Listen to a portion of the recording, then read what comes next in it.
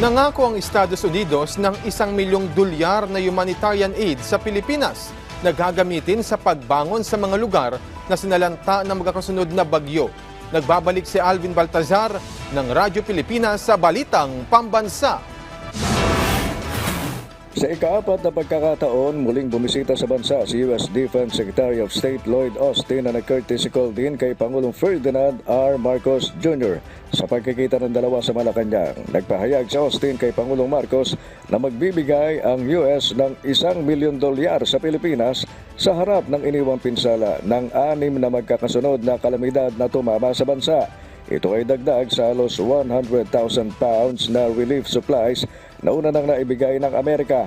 Sa pagkikita ng Chief Executive at ni Austin, nagsabi ang defense official ng US na kanila na ding pinayagan ang US troops na tumulong sa tropa ng Pilipinas sa paghahatid ng tulong sa mga biktima. Kasabay nito ay ang pagpapaabot ng dasal at pakikidalamhati para sa mga Pilipinong nasalanta ng kalamidad. Mr. President, I've authorized U.S. troops to help Philippine forces provide life-saving aid to the Filipino people. The U.S. has also secured another $1 million in urgent humanitarian aid, and that will enhance the work of USAID.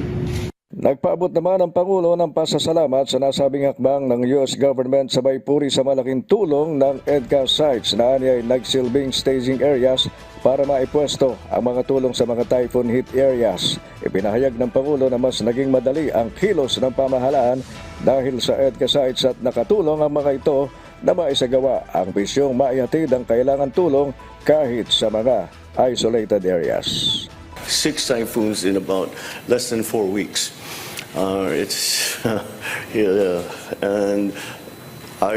we were able to do a better job than we would have done otherwise because of the EDCA sites, from which we conducted a great many of our HADR missions.